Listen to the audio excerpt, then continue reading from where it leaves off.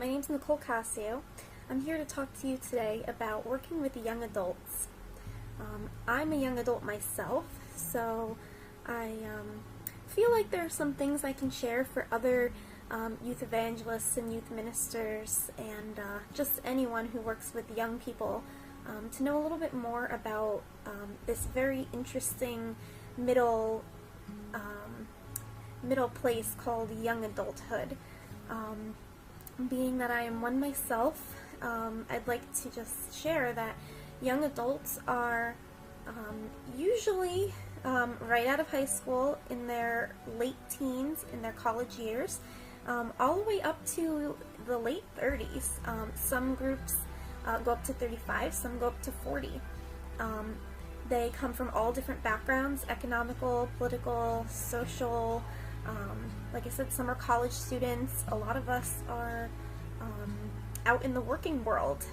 Many of us work full-time jobs, and we come in all different stages of life. So a lot of us are single. Unfortunately, that is me right now. I am one of those single young adult people out there. Many of them are married. Many of them are married with children. Some of them are even divorced. And then there are people with, again, different backgrounds. You know, young adults don't necessarily have to be working full-time jobs. They could also be like me, working 2 part-time jobs. I work a job as a youth minister, working with younger people, even younger than me, and as well as another job working with people with disabilities. So we come in all different shapes and sizes, and that's really one of the most big things to realize about young adults. In some way, we might not all feel like we're really very established yet, being in this like middle ground between school and college and whatever we believe is this fullness of adulthood. I guess for most people it is married with kids, or maybe married with older kids. Again, being young adults, you could still have kids of your own, even up to 12 years old at times, depending on how old you are and how young you were when you had started your family. It's important to know how to minister to us young adults. We, like every other adult, just wants to be treated like an adult. That's really the first place to start. We do need outreach.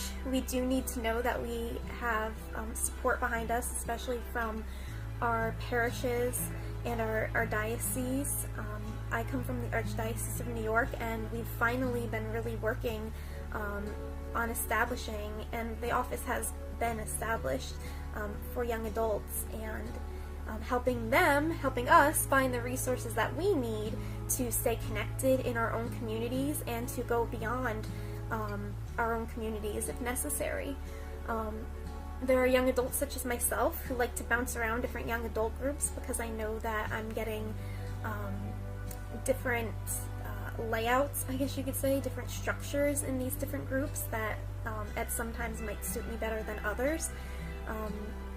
It's important to, like I said, support those young adults.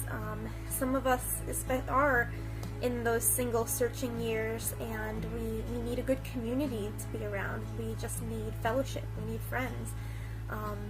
I know as a younger young adult, just out of college, I was really hungering for truth and for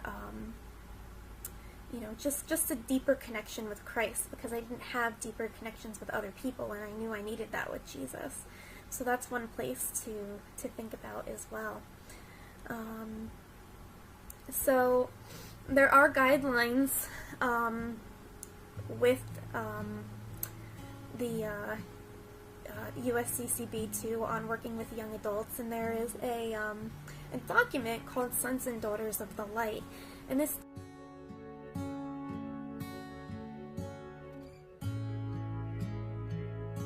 document, while it's not 100% perfect, really outlines a lot of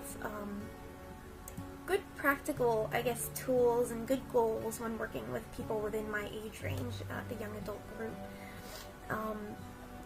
And I'll just share with you some of these goals. The goals are to connect young adults with Jesus Christ through spiritual formation, direction, religious education, formation, and vocational discernment. To connect young adults to the church through evangelization outreach, formation of the faith community, and pastoral care. And to connect young adults with the mission of the church in the world through forming a Christian conscience, educating and developing leaders for the present and future. And lastly, to connect young adults with a peer community through developing peer leadership and identifying a young adult team for the purpose of forming communities of peers. And I'd just like to share, especially on that last point, connecting them with peers and communities, my young adult group, Ignite Young Adults, which formed in Wappingers Falls, New York, actually came of a bunch of graduates of Franciscan University who had come back home to where they were born and raised, and found that they didn't have people to be in community with, which Franciscan is very, very well known for its communities and formation and development in that regard. And so Ignite was pretty much formed, and it really speaks to that point of this USCCB goal to help connect young adults, because in many cases we just don't know where we are. We don't know where each other is. And I had that experience helping connect someone to one of the Albany groups who had no idea that there was even a group so close to him in Albany, even though he was in another state. It's really important that other youth leaders and young adult leaders are able to do that as well. And there are a lot of challenges in working with us young adults. We have crazy schedules. That's one thing I have to really mention and to talk about. We have flexible schedules. They're crazy. Half the time it takes us to the last minute to decide if we really want to actually do what is being offered in front of us. We want to know if something better is going to come up. Some of us, like I said, do have family, so we have to work around that, whether it's our own children or we have siblings or parents that we're close to. Sometimes we're working crazy hours at crazy jobs. And we do still face the challenges of the things that are happening in today's world. We do get bored easily too.